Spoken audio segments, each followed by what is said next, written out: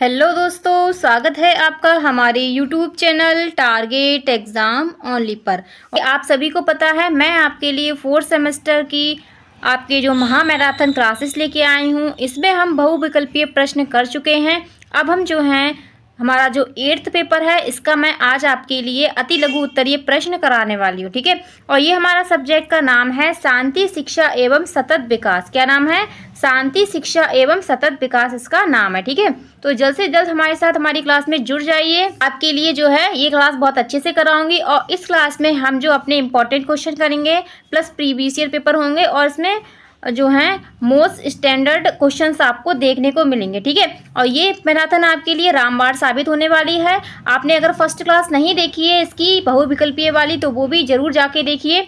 उससे जो है आपका पता चलेगा कि आपको किस तरीके से क्वेश्चन आएंगे, ठीक है। ये मैराथन क्लासेस 4th सेमेस्टर की आपको जो है बहुत ही पेपर में मदद करेंगी। अगर आपने अभी तक भी कुछ नहीं पढ़ा है, अगर आपने ये मेरी मैराथन देख ली तो आप जो है बीटीसी में अच्छे मार्क्स ले आएंगे, ठीक है। लेकिन उसके लिए आपको मेहनत करनी पड़ेगी और आपको क्लासेस देखनी पड़ेंगी। एक बार समझ में ना आए तो क्लासेस को आप 2 बार देखिए, ठीक है, लेकिन आप देखिएगा जरूर, ठीक है। चलिए स्टार्ट करते हैं हम अपनी क्लास को। अगर चैनल पर नए हैं तो चैनल को सब्सक्राइब कर लीजिए और बेल आइकन को अच्छे से प्रेस कर लीजिए ताकि आपको हमारी क्लासेस का नोटिफिकेशन टाइम टू टाइम मिल जाए और आप हमारी क्लास में टाइम से आ सकें। चलिए बिना किसी देरी के हम अपनी क्लास को स्टार्ट करते हैं और बाद में मुझे कमेंट बॉक्स में कमेंट जरूर करना कि आपको क्लास कैसी लगी है और अपने दोस्तों को भी शेयर कर लो ताकि वो भी इस क्लास को अच्छे से देख ले, अपने 4th सेमेस्टर में अच्छे से मार्क्स ला सकें। क्योंकि 4th सेमेस्टर आपके लिए मोस्ट इंपॉर्टेंट सेमेस्टर है, क्योंकि आने वाली भर्ती के लिए ये सेमेस्टर आपके लिए बहुत महत्वपूर्ण है। अगर आपकी इसमें बैक लग जाती है तो आने वाली भर्ती में आप नहीं बैठ पाएंगे। और आप जो है यूपी टेट भी दे रहे हैं तो उसमें भी क्वेश्चंस जो हैं बीटीसी के टोटल पूछे जाते हैं। अगर आपने 4th सेमेस्टर या आपने बाकी के सेमेस्टर अच्छे से करे हैं, अच्छे से पढ़े हैं उसमें, तो आप जो है यूपी टेट अच्छे से तैयारी कर सकते हैं। तो स्टार्ट करते हैं हम अपनी क्लास को। देखेंगे हमारा पहला क्वेश्चन क्या दिया है। पहला क्वेश्चन हमारा यहाँ पर क्या दिया है? पहला क्वेश्चन दिया है केंद्रीकरण विधि क्या है। तो ये क्वेश्चन आपका 2025 में पूछा गया क्वेश्चन है। कब पूछा है? 2025 में पूछा गया क्वेश्चन है। तो इसका आंसर होगा केंद्रीकरण विधि से अभिप्राय है कि सत्ता शीर्ष या उसके आसपास एकत्र होनी चाहिए। क्या है? सत्ता शीर्ष या उसके आसपास एकत्र होनी चाहिए, इसका अर्थ है। आगे देखते हैं, अगले क्वेश्चन की तरफ चलते हैं। अगला क्वेश्चन हमारा सेकंड नंबर क्वेश्चन दिया है। सेकंड क्वेश्चन जो दिया है वो दिया है प्राणायाम से क्या अभिप्राय है। तो प्राणायाम जो हम करते हैं उससे क्या अभिप्राय है, ये क्वेश्चन 2025 में पूछा गया है। इसके अलावा आपसे क्वेश्चन पूछा जा सकता है कि प्राणायाम किसे कहते हैं। तो देखते हैं, प्राणायाम 2 शब्दों से मिलकर बना है। प्रण प्लस आयाम। क्या होगा? प्रण प्लस आयाम। प्रण प्लस आयाम,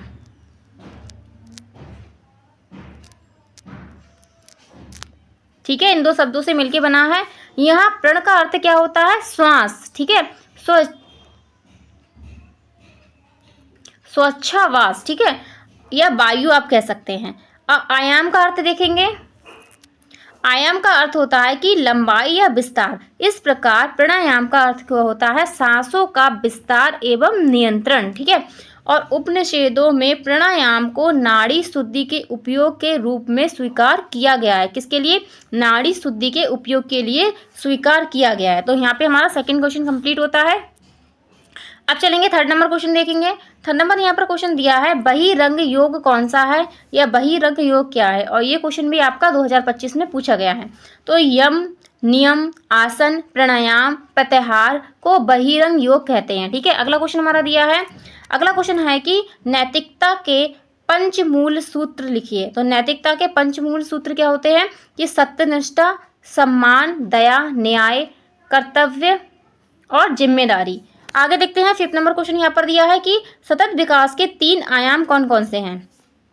तो सतत विकास के 3 आयाम क्या है? आर्थिक, सामाजिक और पर्यावरणीय आयाम होते हैं। आगे चलते हैं, अगला क्वेश्चन 6ठा नंबर दिया है कि उन कारणों को बताइए जो किशोरावस्था में हिंसा के रूप में प्रकट होते हैं। तो किशोरावस्था में शारीरिक, मानसिक, संवेगात्मक विकास अधिकतम रूप से होते हैं। इनके फलस्वरूप किशोर में प्रतिष्ठा, स्वतंत्रता, काम संबंधी जीवन दर्शन आदि की आवश्यकताएं प्रबल हो जाती हैं। असंतोषजनक पारिवारिक संबंध होते हैं और विद्यालय कार्य में क्या होता है?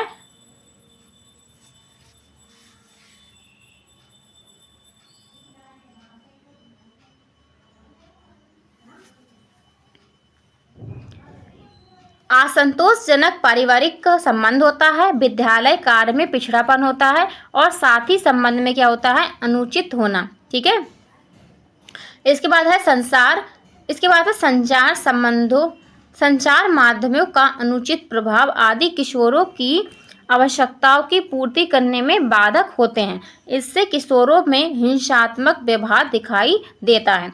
मान लीजिए किशोर अवस्था में हिंसात्मक जो है कि किशोर अवस्था में हमारे सारे संवेग क्या होते हैं, चरम सीमा पे होते हैं और जो है हमें अच्छे एक मार्गदर्शन की आवश्यकता हो। अगर अच्छा मार्गदर्शन हमें नहीं मिलता है तो हम क्या बन जाते हैं, या हमारी कोई भी इच्छा है जो भी हम चाहते हैं वो पूरा नहीं होता है तो हम हिंसात्मक जो है हमारे अंदर हिंसात्मक प्रवृत्ति प्रकट हो जाती है। ठीक है, आगे चलते हैं और उसके ये कारण हो सकते हैं। 7 नंबर क्वेश्चन देखेंगे।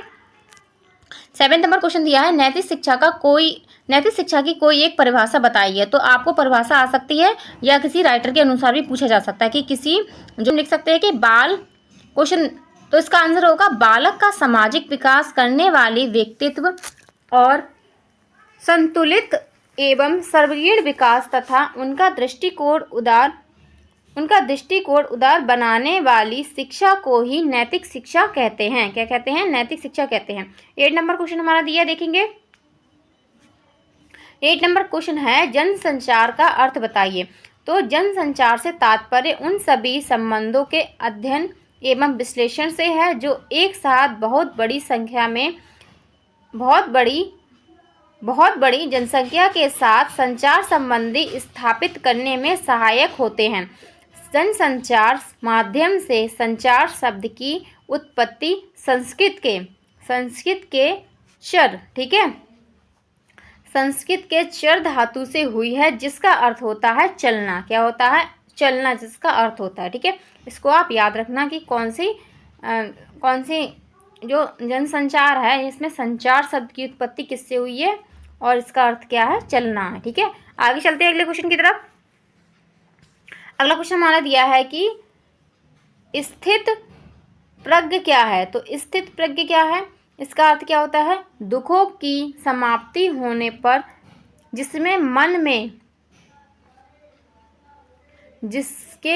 मन में उद्वेग नहीं होता है, सुखों की प्राप्ति में जो सर्वदा निष्प्रह है और उसके राग, भय और क्रोध नष्ट हो गए हैं, ऐसी स्थिति बुद्धि कहा जाता है। क्या कहा जाता है, बुद्धि कहा जाता है। अर्थात जिस काल में पुरुष मन में स्थित संपूर्ण कामनाओं को भली भांति त्याग देता है। क्या है, संपूर्ण कामनाओं को क्या होता है, मनुष्य भली भांति त्याग देता है।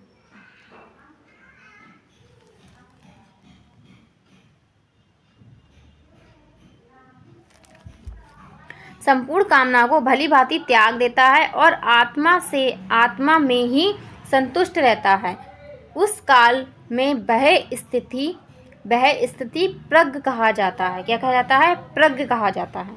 आगे चलते हैं 10 नंबर। अब आगे चलते हैं 10 नंबर क्वेश्चन की तरफ। 10 नंबर हमारा क्वेश्चन दिया है अनुच्छेद 325 किससे संबंधित है। तो अनुच्छेद 325 जो है ये कोई भी व्यक्ति केवल धर्म, वर्ग, जाति, लिंग या इसमें से किसी भी आधार पर निर्वाचित नामावली में शामिल होने के लिए अयोग्य नहीं होता है। ठीक है, आगे चलते हैं अगला क्वेश्चन देखेंगे। अगला क्वेश्चन दिया है अहिंसा मूलक समाज की विशेषता लिखिए। तो अहिंसा मूलक समाज की विशेषता उसके सदस्यों की व्यक्तिगत और सामाजिक जीवन प्रकट होती है। ऐसे समाज में हिंसा, सत्याग्रह, सहमति आचरण और क्षमाशीलता, प्रेम व सहानुभूति, संतोष, विवादों का शांतिपूर्वक समाधान, हिंसा एवं उपद्रव का अभाव आदि का महत्व होता है। ठीक है, आगे चलते हैं अगले क्वेश्चन की तरफ। 12 नंबर हमारा क्वेश्चन दिया है कि शांति के लिए शिक्षा की प्रमुख बाधाएं क्या हैं। तो शांति के लिए शिक्षा की प्रमुख बाधाएं जो हैं निम्नलिखित हैं। तो आतंकवाद, जातिवाद, भाषणवाद और धार्मिक संकीर्णता। तो ये सारी हमारी क्या हैं, शांति के लिए शिक्षा में प्रमुख क्या हैं, बाधाएं होती हैं। आगे चलते हैं, अगला क्वेश्चन हमारा दिया है, क्वेश्चन दिया है कि व्यक्तित्व किसे कहते हैं। तो ये इंपॉर्टेंट क्वेश्चन है, इसको आप इंपॉर्टेंट लिखना, मोस्ट इम्पॉर्टेंट।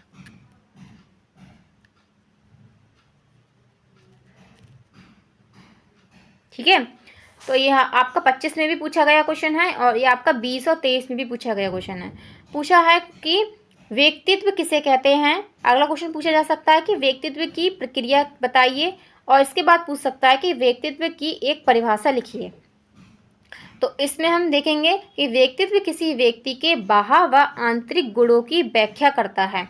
व्यक्तित्व किसी व्यक्ति के बाह्य और आंतरिक गुणों की व्याख्या करता है। यहाँ पे रेक्स के अनुसार देखते हैं परिभाषा हम कि व्यक्तित्व समाज द्वारा मान्य एवं अमान्य गुणों का संगठन है। और वुडवर्थ की परिभाषा यहाँ पर दी है कि व्यक्तित्व के व्यवहार का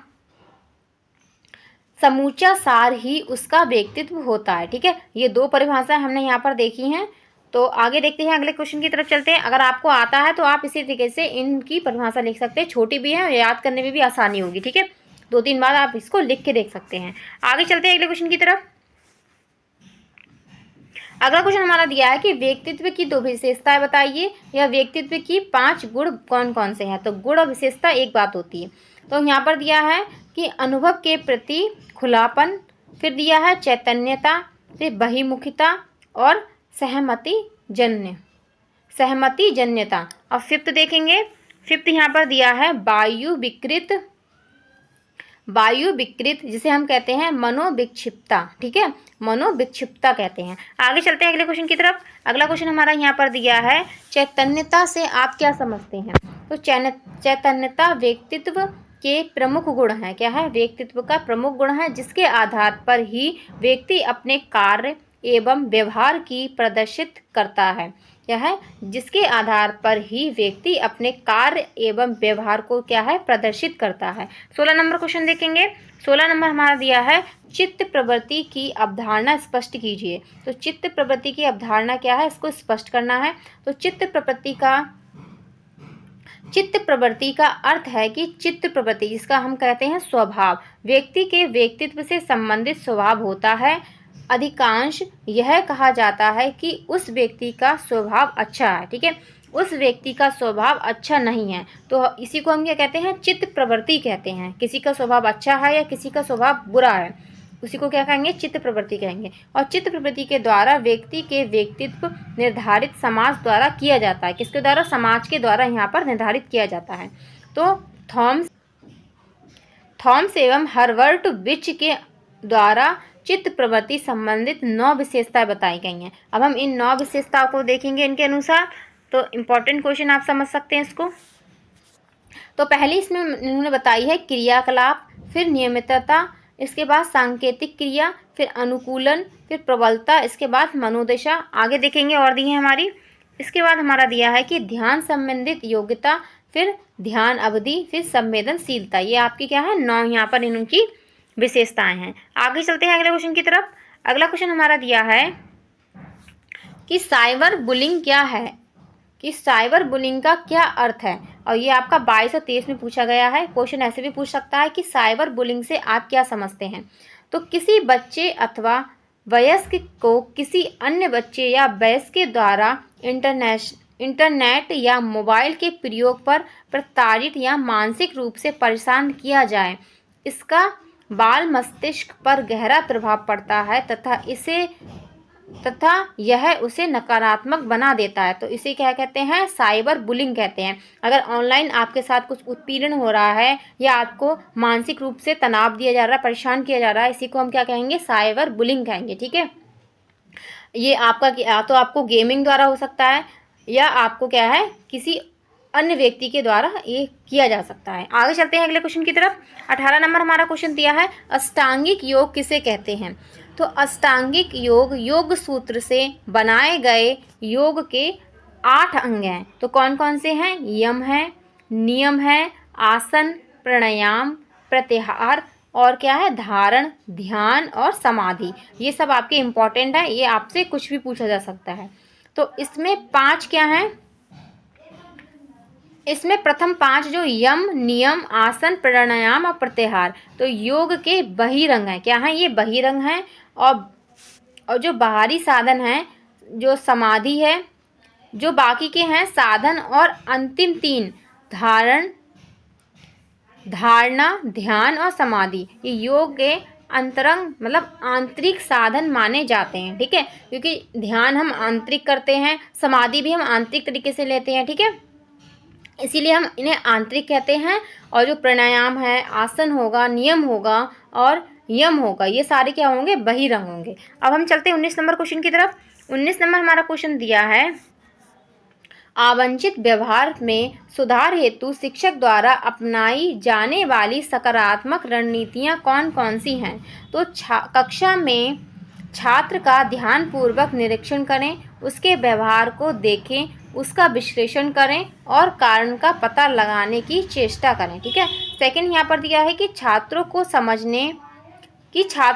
समझाएं कि वे कक्षा एवं विद्यालय के लिए महत्वपूर्ण हैं और उनमें वह क्षमता है कि वे सफल हो सकेंगे। ठीक है, थर्ड पॉइंट दिया है कि कक्षा में बातचीत करने पर बच्चों को अलग अलग बैठाएं, फिर ध्यान दें। ठीक है, आगे देखते हैं अगला यहाँ पे पॉइंट क्या दिया है। अगला पॉइंट दिया है कि कक्षा में अवांछित व्यवहार को हतोत्साहित करें। बच्चों कक्षा में यह भी बताएं कि आपकी उनसे क्या अपेक्षाएं हैं। कक्षा में उचित व्यवहार का पालन करने के लिए विचार विमर्श करें, इसके लिए समय दें। ठीक है, आगे चलते हैं 20 नंबर क्वेश्चन देखेंगे। 20 नंबर क्वेश्चन है, राष्ट्रीय एकता के मार्ग में आने वाली प्रमुख बाधाएं कौन सी हैं। तो कौन कौन सी बाधाएं हैं, जातिवाद होगा, इसके बाद प्रांतीयता होगी, सांप्रदायिकता होगी, भाषावाद होगा, राजनैतिक दल होंगे, भारतीय नागरिकों में विविध धर्म में विश्वास की कमी होगी, इसके बाद अनुप्रयुक्त शिक्षा की समस्या होंगी, अच्छे नेतृत्व की समस्या होगी, आर्थिक असमानता की समस्या होगी और निरक्षरता होगी। ठीक है, निरक्षरता होगी। तो इस तरीके से ये सारी क्या होती हैं, हमारे राष्ट्रीय एकता के मार्ग में क्या होती हैं, बाधा उत्पन्न करती हैं। आगे देखते हैं 21 नंबर क्वेश्चन। 21 नंबर हमारा क्वेश्चन दिया है, वर्तमान समय में शांति शिक्षा की आवश्यकता क्यों है। तो वर्तमान समय में शांति शिक्षा की आवश्यकता निम्नलिखित कारणों से है। सामाजिक गुणों के विकास हेतु है और नैतिक गुणों के विकास हेतु है और आदर्शवादी मूल्यों के विकास हेतु है और प्रकृति में प्रेम हेतु है इसकी आवश्यकता। आगे चलते हैं अगले क्वेश्चन की तरफ। अगला क्वेश्चन हमारा दिया है कि शांति शिक्षा का अर्थ बताइए। शांति शिक्षा क्या है, ये आपका 20 और 22 में पूछा गया क्वेश्चन है। तो वह शिक्षा जो समाज में शांतिमय वातावरण का सृजन करती है, शांति शिक्षा कहलाती है। ठीक है, शांति शिक्षा से प्रभावित व्यक्ति आदर्शवादी, सदाचारी और प्रकृति प्रेमी वाला होता है। आगे चलते हैं 23 नंबर क्वेश्चन देखेंगे। 23 नंबर यहाँ पे हमारा क्वेश्चन दिया है कि हिंसा का प्रभाव बताइए। तो हिंसा का प्रभाव क्या होता है, मानसिक अशांति होती है, सामाजिक असंतुलन होता है, धन की हानि भी होती है, जीवन का विनाश भी हो जाता है और विनाश का वातावरण हो जाता है। ठीक है, इससे क्या होता है, ये हिंसा का प्रभाव होता है। अगर हिंसा कहीं पे हो रही है तो ये सारी जो है कंडीशंस हो सकती हैं। आगे चलते हैं। अगला क्वेश्चन हमारा दिया है कि हिंसा के कौन कौन से प्रकार हैं, नामांकित कीजिए। यह क्वेश्चन पूछा जा सकता है, हिंसा कितने प्रकार की होती है। ठीक है, तो देखेंगे कितने प्रकार की हिंसा होती है। हिंसा निम्न प्रकार की होती है, मौखिक होती है, मनोवैज्ञानिक हिंसा भी होती है, शारीरिक हिंसा होती है और देखेंगे आगे।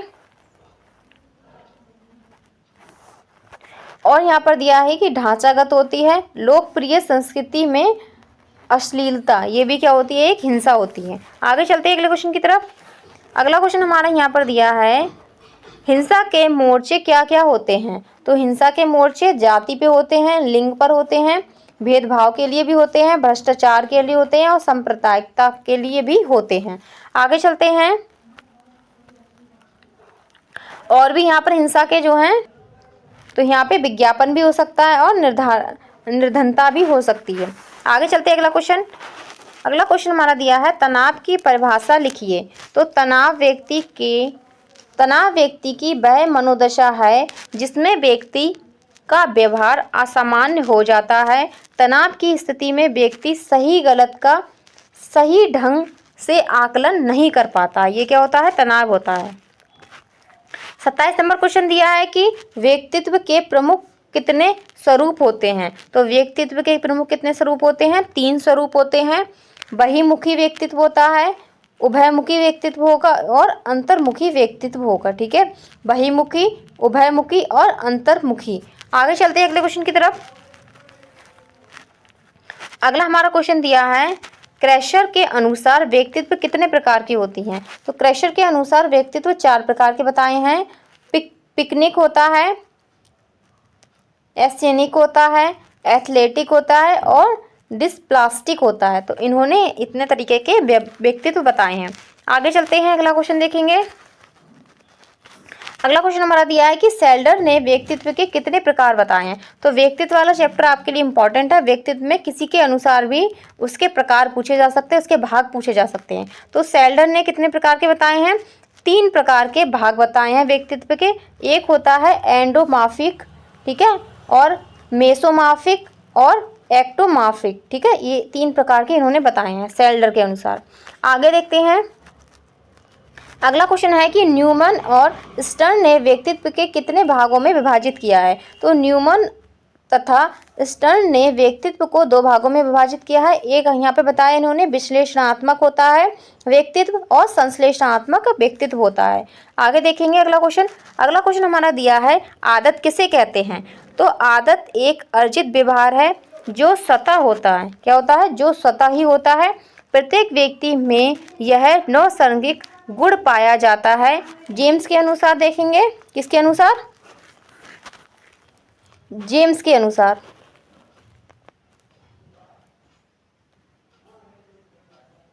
तो जेम्स के अनुसार है कि आदत दूसरा व्यवहार, आदत दूसरा परिवर्तन है जो व्यवहार परिवर्तन में आता है। अधिगम की प्रक्रिया से यह परिवर्तन होता है। ठीक है, आगे चलते हैं अगले क्वेश्चन की तरफ। अगला क्वेश्चन हमारा दिया है, अच्छे चरित्र के गुण बताइए। तो ये तो आप बता ही देंगे। तो इसमें पहला दिया है कि आत्म अनुशासन होता है अच्छे चरित्र वाले में, दृढ़ निश्चय होता है, विश्वसनीयता होती है, कर्तव्यनिष्ठता होती है और विवेकशील होता है। ठीक है, ये क्या होते हैं? अच्छे चरित्र के गुण होते हैं। आगे देखेंगे, अगला क्वेश्चन हमारा दिया है, नैतिकता का अर्थ बताइए। तो नैतिकता का अर्थ क्या है? अगला क्वेश्चन हमारा दिया है, नैतिकता का अर्थ बताइए। तो नैतिकता को अंग्रेजी में क्या कहते हैं? मोरालिटी कहते हैं। और नैतिकता वह गुण है जिससे समाज के प्रत्येक व्यक्ति का हित होता है, क्योंकि यह समाज में व्यवस्था बनाए रखती है। ठीक है, आगे चलते हैं। अगला क्वेश्चन दिया है, हिंसा किसे कहते हैं? तो हिंसा एक विनाशकारी प्रक्रिया है जो प्रत्येक स्तर पर नकारात्मक प्रभाव छोड़ती है। भारतीय दर्शन के अनुसार मन, वचन और कर्म में जीव मात्र को नष्ट देना ही हिंसा है। ठीक है, आगे देखते हैं अगला क्वेश्चन। अगला क्वेश्चन हमारा दिया है, धारणा, ध्यान और समाधि पूर्ण रूप से कौन सी साधनाएं हैं? तो यहाँ पर पूछा जाए आपसे, तो ये हमारी कौन सी साधनाएं हैं? ये हमारी आंतरिक साधनाएं होती हैं और इन्हें हम कह सकते हैं कि मानसिक और आध्यात्मिक साधनाएं हैं। आगे देखते हैं 36 नंबर क्वेश्चन। 36 नंबर हमारा क्वेश्चन दिया है, आपके मत अनुसार शांति के प्रमुख घटक कौन से हैं?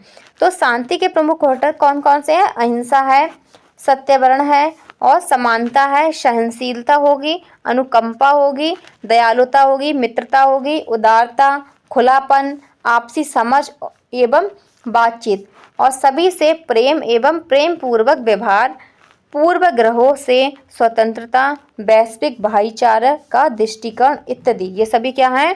शांति के प्रमुख घटक हैं। आगे देखते हैं,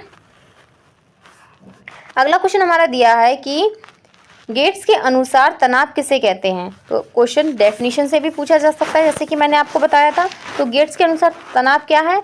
तनाव असंतुलन की दशा है जो प्राणी को अपनी उत्तेजित दशा के अंत करने के लिए कोई कार्य करने के लिए प्रेरित करती है। ठीक है, अगला क्वेश्चन देखेंगे। हमारा क्वेश्चन दिया है, तनाव प्रबंध क्या है? तो यह प्रबंध जिसके द्वारा व्यक्ति को असमान मानसिक स्थिति से समान मानसिक स्थिति में लाया जाता है, तनाव प्रबंध कहलाता है। तनाव की स्थिति में यदि कोई बालक व्यक्ति है तो उसे तनाव प्रबंधन के लिए खेल से जोड़ दिया जाए तो बालक का तनाव समाप्त हो जाएगा। ठीक है, अगर बच्चा तनाव में है, अगर आपने उसको जो है खेलने के लिए भेज दिया या उसको खेलने के लिए थोड़ी देर छोड़ दिया, स्वतंत्र कर दिया, तो उसका तनाव क्या हो जाएगा, समाप्त हो जाएगा। और खेल तनाव प्रबंधन में महत्वपूर्ण भूमिका निभाता है। ठीक है, आगे चलते हैं। अगला क्वेश्चन हमारा दिया है, स्व जागरूकता किसे कहते हैं? तो स्व जागरूकता वह गुण है जो जन्मजात ना होकर वातावरण से अर्जित किया जाता है। ठीक है, बच्चे के सर्वांगीण विकास के लिए स्व जागरूकता अत्यधिक आवश्यकता है। स्व जागरूकता अत्यंत आवश्यक होती है। स्व जागरूकता के द्वारा ही बालक स्त्री पुरुष की आवाज में विभेद करता है। ठीक है, अब हम चलेंगे 40 नंबर क्वेश्चन की तरफ। हमारा 40 नंबर क्वेश्चन दिया है कि सामाजिक बोध क्या है?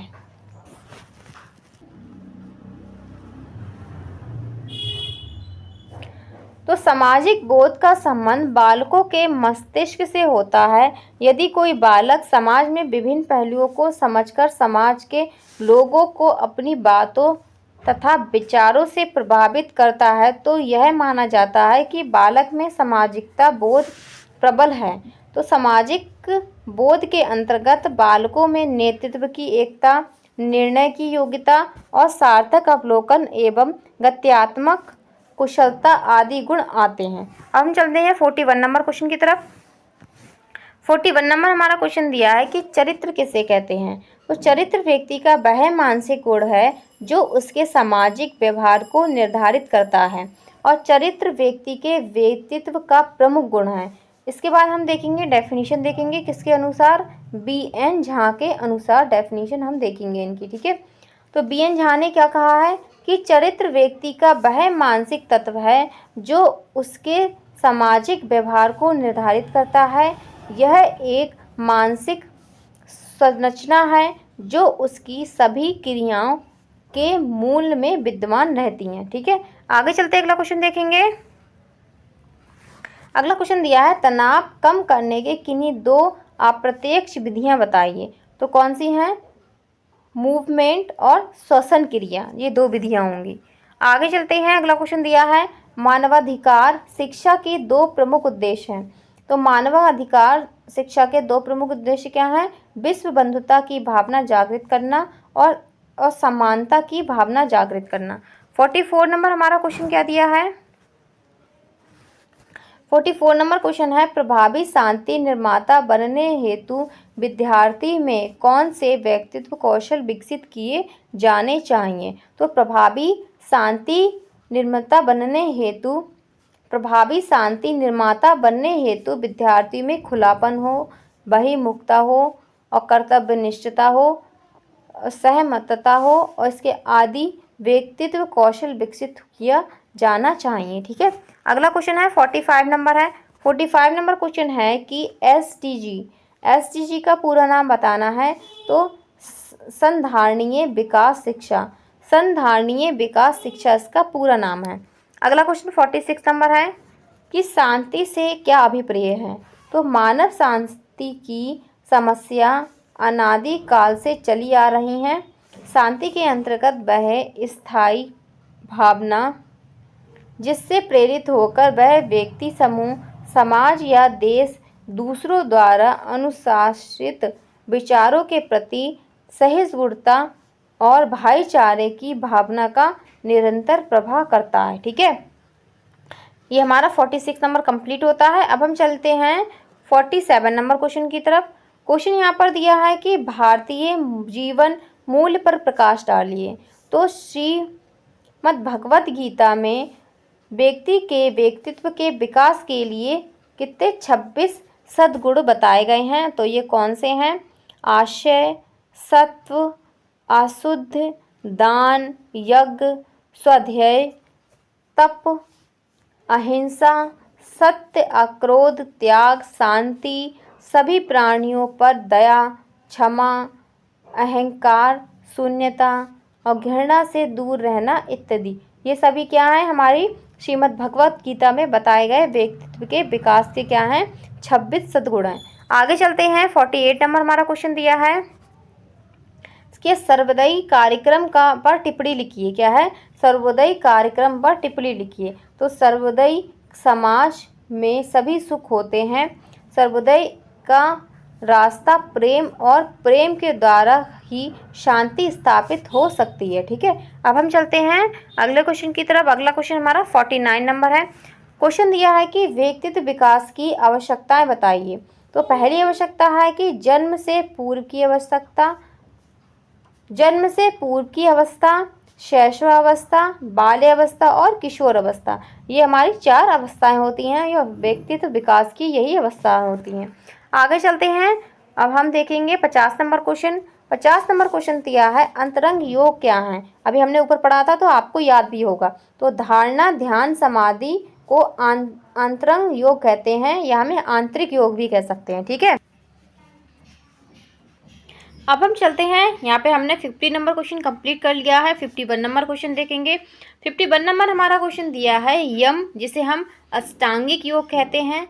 तो ये क्या है, तो यम अष्टांगिक योग का पहला चरण होता है और यम का अर्थ होता है नैतिक शिष्टाचार। ठीक है, और चित्त को स्थिर रखने का प्रमुख मार्ग यम है। ठीक है, आगे चलते हैं। अगला क्वेश्चन यहाँ पे हमारा दिया है यम योग कितने प्रकार का होता है। तो यम योग 5 प्रकार का होता है। इसमें पहला होगा अहिंसा, सत्य, अस्तेय और ब्रह्मचार्य और अपरिग्रह। ठीक है, आगे चलते हैं अगले क्वेश्चन की तरफ। अगला क्वेश्चन यहाँ पे हमारा दिया है समाधि किसे कहते हैं। तो समाधि अष्टांगिक योग का अंतिम चरण होता है। यह ध्यान अभ्यास करते समय की अवस्था है। ठीक है, अगला क्वेश्चन इसके बाद हमारा यहीं पर दिया है। क्वेश्चन दिया है चरित्र का निर्माण करने वाले किन्हीं 2 कारकों का उल्लेख कीजिए। तो चरित्र का निर्माण करने वाले 2 कारक कौन से हैं, जीवन शक्ति है और संवेदनशीलता है। ठीक है, आगे चलते हैं। 55 नंबर क्वेश्चन हमारा देखेंगे। क्वेश्चन दिया है कि चरित्र निर्माण करने के वाले 2 प्रमुख कारकों का उल्लेख कीजिए। तो यहाँ पे प्रमुख कारण कौन से होंगे, क्षमाशीलता होगी और तो दूसरा यहाँ पर होगा तपस्या और त्याग प्रणयता। इसके बाद दिया है हमारा क्वेश्चन कि सहपाठी या साथी समूह की 2 विशेषता बताइए। तो साथी समूह अपने साथी के प्रति जागरूक होना चाहिए और साथी समूह में आपसी आदान प्रदान होना आवश्यक है। आगे देखेंगे, अगला क्वेश्चन हमारा दिया है व्यक्तित्व क्या है। तो एक व्यक्ति का व्यक्तित्व वह है जिसके आधार पर हम कह सकते हैं कि किसी प्रदत्त परिस्थिति में वह व्यक्ति क्या करेगा। ठीक है, अगला क्वेश्चन देखेंगे। 58 नंबर क्वेश्चन दिया है कि व्यक्तित्व के निर्धारण तत्व क्या है। तो व्यक्तित्व के निर्धारण तत्व कितने हैं, 3 हैं। इसमें पहला है कि जैविक, या इसे हम शारीरिक निर्धारण कहते हैं, मनोवैज्ञानिक निर्धारण और वातावरणीय निर्धारण। अगला क्वेश्चन देखेंगे। अगला क्वेश्चन दिया है स्व जागरूकता को समझाइए। तो स्व जागरूकता से अर्थ है स्वयं की जिम्मेदारी से है। ठीक है, इन जिम्मेदारी में क्या क्या आएगा, स्वयं के लिए आएगा, परिवार के लिए, स्वयं के कार्य के लिए, समाज के लिए और देश के लिए, अपने भावी उन्नति के लिए, और स्वयं जागरूकता के द्वारा ही आदर्श जीवन की प्रगति सार्थक हो सकती है। ठीक है, अगला देखेंगे। 60 नंबर क्वेश्चन है सहपाठी से आशय स्पष्ट कीजिए। तो सहपाठी से आशय ऐसे समूह से है जिसमें 4-5 छात्र इकट्ठे रहते हैं। ठीक है, 61 देखेंगे। 61 हमारा दिया है कि पुरुषार्थ चतुष्टय का क्या अर्थ है। ये आपका 22, 21 और 23 में पूछा गया क्वेश्चन है। पुरुषार्थ से तात्पर्य मानव के लक्ष्य या उद्देश्य से है। पुरुषार्थ पुरुष अर्थ है, तो पुरुष का तात्पर्य विवेक संपन्न मनुष्य से है, अर्थात विवेकशील मनुष्यों के लक्ष्यों की प्राप्ति ही पुरुषार्थ है। प्राप्त मनुष्य के लिए वेदों में 4 पुरुषार्थों के नाम लिखे गए हैं। इसमें धर्म, अर्थ, काम, मोक्ष, इसीलिए इन्हें पुरुषार्थ चतुष्टय भी कहते हैं। ठीक है, आगे चलते हैं। 62 नंबर क्वेश्चन। 62 नंबर हमारा क्वेश्चन दिया है कि राष्ट्रीय एकता की क्या आवश्यकता है। तो राष्ट्रीय एकता की आवश्यकता इसलिए है क्योंकि इसके अभाव से हम पुनः दासतापूर्वक जीवन व्यतीत करने के लिए प्रतिबद्ध हो सकते हैं। ठीक है, अगला क्वेश्चन 63 नंबर है। क्वेश्चन दिया है कि चरित्र निर्माण का क्या तात्पर्य है। क्वेश्चन ये भी पूछा जा सकता है कि चरित्र निर्माण का अर्थ स्पष्ट कीजिए। तो चरित्र निर्माण मूल्यों और दृष्टिकोणों एवं परिणामीय कार्य पर गहराई से आंतरिक पैटर्न है जो अक्सर जीवन के पूर्व संज्ञानात्मक समय में प्रकृति और समान शैक्षिक पैटर्न के संबंध में स्थापित होते हैं जो छोटे बच्चों के लिए उपयुक्त होते हैं। ठीक है, अगला क्वेश्चन देखेंगे। क्वेश्चन दिया है मानवाधिकार शब्द से क्या अर्थ है। तो मानवाधिकार वे अधिकार हैं जो किसी भी व्यक्ति को जन्म से मिल जाते हैं। ठीक है, दूसरे शब्दों में जानेंगे, कहें तो किसी भी व्यक्ति के जीवन, स्वतंत्रता, समानता और प्रतिष्ठा का अधिकार ही मानव अधिकार है। ठीक है, अगला देखेंगे 65 नंबर। क्वेश्चन दिया है सत्याग्रह से क्या तात्पर्य है। तो सत्याग्रह इसका मूल अर्थ क्या है, सत्य के प्रति आग्रह। ठीक है, सत्याग्रह तो सत्य को पकड़े रहना और इसके साथ अहिंसा को मानना। ठीक है, अगला क्वेश्चन दिया है 66 नंबर है। क्वेश्चन दिया है नैतिकता क्या है। तो नीति के अनुसार व्यवहार करना क्या है, नैतिकता है। अगला क्वेश्चन देखेंगे इसके बाद। क्वेश्चन दिया है नैतिक शिक्षा किसे कहते हैं। तो बालक का सामाजिक विकास करने वाली व्यक्तित्व का संतुलन तथा सर्वांगीण विकास तथा उसका दृष्टिकोण उदार बनाने वाली शिक्षा को नैतिक शिक्षा कहते हैं। ठीक है, अब अगला क्वेश्चन दिया है हमारा यहाँ पे कि नैतिक शिक्षा के कोई दो उद्देश्य बताइए। तो नैतिकता का विकास करना और आध्यात्मिक विकास करना। इसके बाद 69 नंबर क्वेश्चन है कि समाज अनुकूल विकास क्या है। तो समाज अनुकूल विकास क्या होगा। समाज अनुकूल विकास का सीधा अर्थ है समाज के अनुरूप व्यक्ति के विकास से है। इस प्रक्रिया को समाजीकरण कहा जाता है। ठीक है, अब हम 70 नंबर क्वेश्चन देखेंगे। क्वेश्चन दिया है उद्दीपन एवं अनुक्रिया सिद्धांत किसने दिया है। तो उद्दीपन एवं अनुक्रिया सिद्धांत प्रसिद्ध मनोवैज्ञानिक वॉटसन ने दिया है। ठीक है, अगला क्वेश्चन 71 नंबर है। क्वेश्चन दिया है सामाजिक बोध की परिभाषा दीजिए। तो बैरन एवं बायरने के शब्दों में, किसके अनुसार, बैरन एवं बायरने के शब्दों में सामाजिक बोध का आशय है सामाजिक विश्व के बारे में उपलब्ध सूचनाओं की व्याख्या, विश्लेषण, स्मरण तथा उपयोग करने से है। ठीक है, अगला क्वेश्चन यहाँ पर हमारा दिया है 72 नंबर है कि आक्रामकता की एक परिभाषा लिखिए। तो मायर्स ने आक्रामकता की परिभाषा लिखते हुए लिखा है। किसने, मायर्स ने। आक्रामकता वह शारीरिक या मौखिक व्यवहार है जो किसी व्यक्ति को आघात पहुंचाने के उद्देश्य से किया जाता है। अब 73 नंबर क्वेश्चन है आक्रामकता के प्रकार। तो इसके दो प्रकार होते हैं, एक शारीरिक आक्रामक व्यवहार और मौखिक आक्रामक व्यवहार। 74 नंबर क्वेश्चन दिया है कि सहपाठी समूह के लाभ बताइए। तो सहपाठी समूह के लाभ कौन कौन से होंगे। सहपाठी पहला ऑप्शन दिया है कि सहपाठी समूह के सदस्यों में आत्मविश्वास बढ़ता है, यह आत्मनिर्भर होना सीखते हैं और सहयोग की भावना पनपती है इनके अंदर। फोर्थ दिया है कि इनमें हम की भावना पाई जाती है, ये कहते हैं हम की भावना इसमें होती है, मैं की भावना नहीं होती है। ठीक है, और सहपाठी समूह में इकट्ठे रहने की कला का विकास होता है। अगला क्वेश्चन देखेंगे। अगला क्वेश्चन हमारा दिया है नैतिकता के क्षेत्र क्या हैं। तो नैतिकता के क्षेत्र जो हैं व्यक्ति है, परिवार है, स्कूल और समाज होगा। ठीक है, अगला क्वेश्चन हमारा दिया है 76 नंबर। महात्मा गांधी के अनुसार कौन कौन से तत्व हैं जो शांति स्थापना हेतु महत्वपूर्ण है। तो कौन कौन से होंगे। तो महात्मा गांधी शांति स्थापना के निम्न चरण अपनाने पर बल देते हैं। सत्य, अहिंसा, संयमित आचरण, क्षमाशीलता, प्रेम, संतोष और सत्याग्रह। ठीक है, 77 नंबर क्वेश्चन देखेंगे। क्वेश्चन हमारा दिया है आंतरिक शांति क्या है। तो आंतरिक शांति व्यक्ति के मन की वह अवस्था है जिसमें व्यक्ति का आत्म विकास होता है। आंतरिक शांति की स्थिति में व्यक्ति आदर्शवादी बनता है। ठीक है, तो इस तरीके से हम 77 नंबर क्वेश्चन पे पहुंच चुके हैं। और अगर आपको क्लास अच्छी लग रही है तो आप कमेंट बॉक्स में मुझे कमेंट जरूर कीजिएगा और अपने दोस्तों को भी शेयर कर लेना, ठीक है। आगे चलते हैं, 78 नंबर क्वेश्चन देखेंगे। अब हमारा 78 नंबर क्वेश्चन है कि ध्यान किसे कहते हैं। तो आप ये मत सोचिए कि इतने इजी क्वेश्चन मैं करा रही हूँ या इस तरीके से क्वेश्चन मैं कहाँ से ले आई हूँ। आपको इतने इजी ही क्वेश्चन पूछे जाएंगे, लेकिन कुछ क्वेश्चन ऐसे होंगे जिसके बारे में आपको नहीं पता होगा। जैसे योग के बारे में आपको नहीं पता होगा, ये योग के कितने चरण होते हैं, कौन कौन से योग होते हैं, और पहली अवस्था कौन सी होती है, अंतिम अवस्था कौन सी होती है, ठीक है। तो योग के बारे में आपको अच्छे से पढ़ना है। कुछ इसमें आपने क्वेश्चन देखे होंगे जो टफ हैं, जिसके बारे में आपने कभी सुना भी नहीं होगा। तो ये हमारा क्वेश्चन दिया है, ध्यान किसे कहते हैं। तो चेतना का केंद्रीकरण ही ध्यान कहलाता है। ध्यान एवं रुचि एक ही सिक्के के क्या हैं, दो पहलू हैं, ठीक है। अगला क्वेश्चन देखेंगे। अगला क्वेश्चन दिया है, अष्टांगिक के प्रथम 2 चरण यम तथा नियम किस अभ्यास से संबंधित हैं। तो यह आचार संबंधित अभ्यास है, ठीक है। 80 नंबर क्वेश्चन देखेंगे।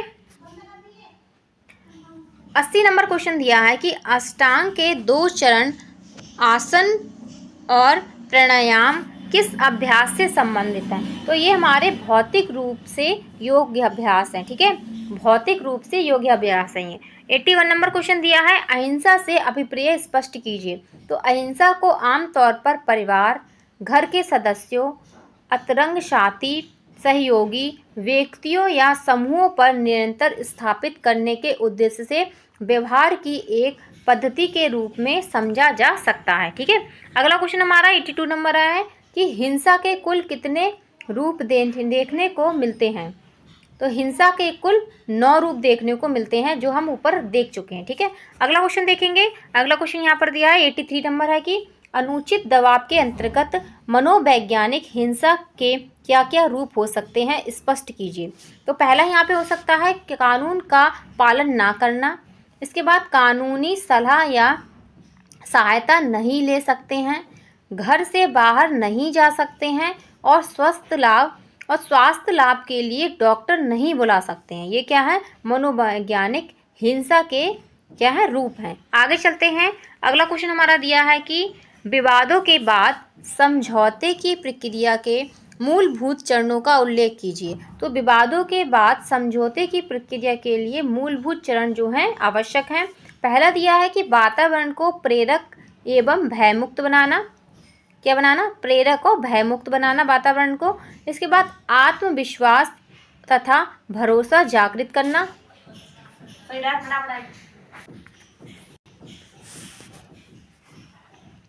इसमें हमारा सेकंड दिया है, सेकंड पॉइंट यहाँ में दिया है कि आत्मविश्वास तथा भरोसा जागृत करना, ठीक है। इसके बाद थर्ड दिया है यथार्थ को स्वीकार करना। फिर फोर्थ दिया है कि न्याय की स्थापना करना, ठीक है। अगला क्वेश्चन देखेंगे। 85 नंबर क्वेश्चन दिया है, गांधी जी के अनुसार शांति स्थापित करने के प्रमुख साधन होगा, ठीक है। प्रमुख साधन होगा क्या है। तो गांधी जी की शांति की स्थापना करने हेतु शिक्षा को प्रमुख आधार बताया है, ठीक है। किसको बताया है, शिक्षा को प्रमुख आधार बताया है। 86 नंबर क्वेश्चन देखेंगे। तो 86 नंबर क्वेश्चन दिया है कि योग क्या है। तो योग वह प्रक्रिया है जिसमें व्यक्ति को शारीरिक तथा मानसिक शांति की प्राप्ति होती है।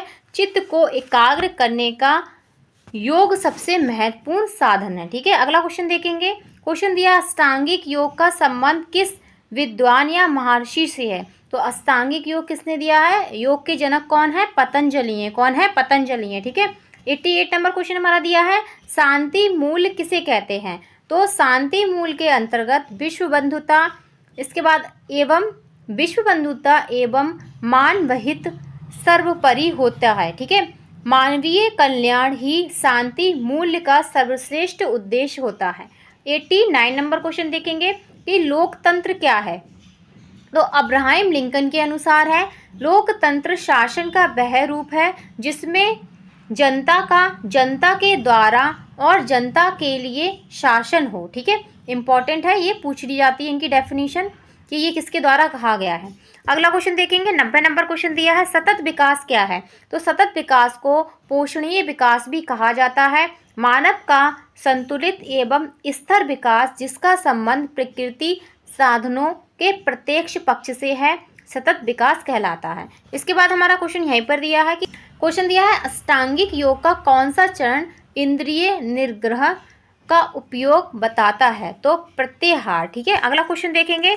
नेक्स्ट क्वेश्चन यहाँ पर दिया है कि आसन किसे कहते हैं? तो पतंजलि के अनुसार स्थिर सुलभ आसन अर्थात जिस मुद्रा में शरीर सुखपूर्वक स्थिर रह सके वही आसन कहलाता है। ठीक है, अगला क्वेश्चन यहाँ पर दिया है आसन कितने प्रकार के होते हैं?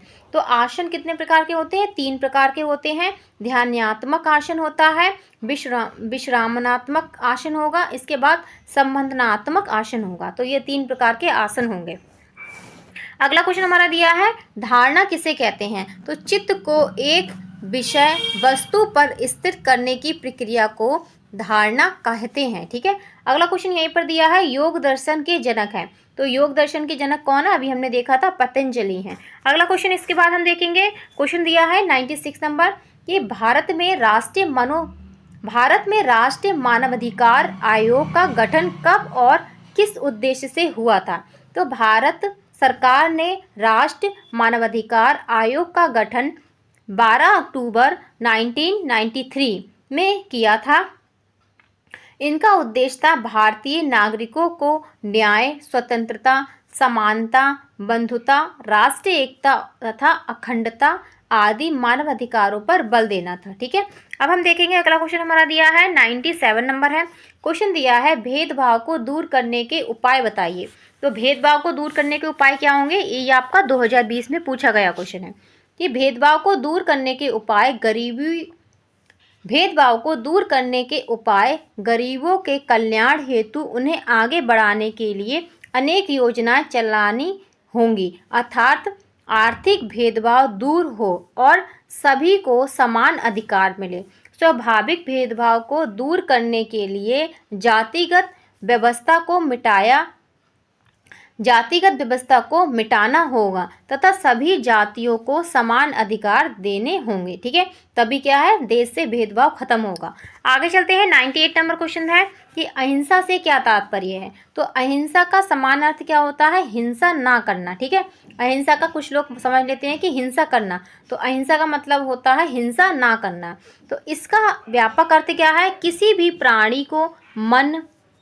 प्राणी को तन, मन, कर्म, वचन और वाणी से कोई नुकसान ना पहुंचाना, मन में किसी का अहित ना सोचना, किसी को कटु वाणी आदि के द्वारा नुकसान ना देना तथा कर्म से भी किसी भी व्यक्ति में किसी भी प्राणी की हिंसा ना करना, यह अहिंसा है। ठीक है, क्या है? यही अहिंसा है कि किसी को भी नुकसान ना पहुंचाना ही क्या है? अहिंसा है।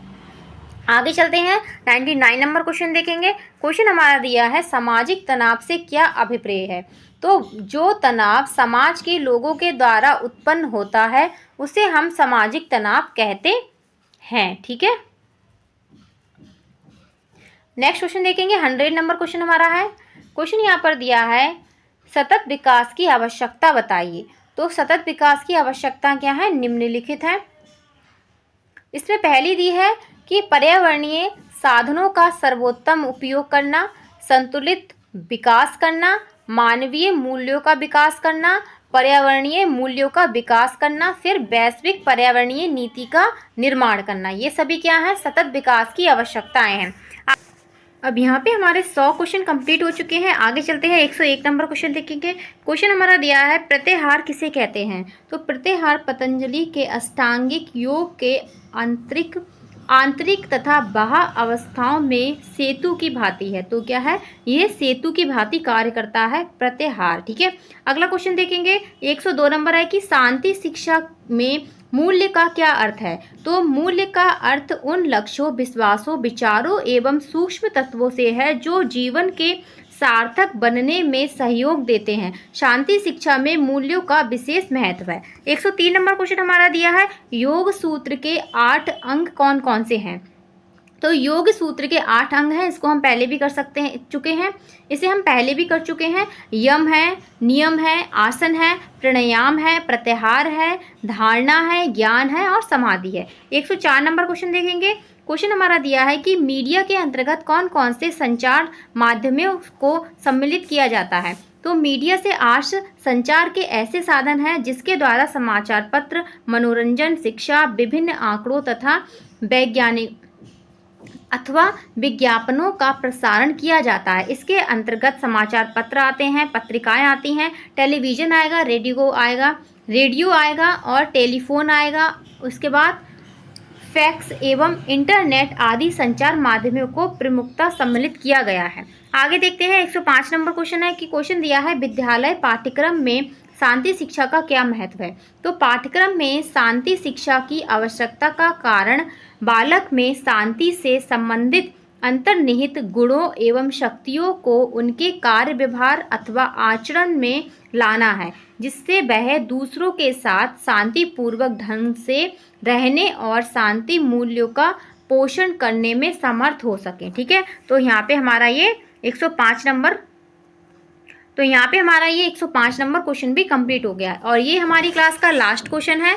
आपको क्लास कैसी लगी है हमें कमेंट बॉक्स में कमेंट करना ना भूलें और जो है अपने दोस्तों को भी शेयर कर लें। अगर उनने क्लास नहीं देखी है वो भी इस क्लास को देखें, अपने DLED 4th सेमेस्टर में अच्छे मार्क्स ला सके। अगर आप हमारे चैनल पे नए हैं तो चैनल को सब्सक्राइब कर लेना और अपने बेल आइकन को अच्छे से प्रेस कर लेना ताकि आपको हमारी क्लासेस का नोटिफिकेशन टाइम टू टाइम मिल जाए। हमारा चैनल जो है वो है टारगेट एग्जाम ओनली, टारगेट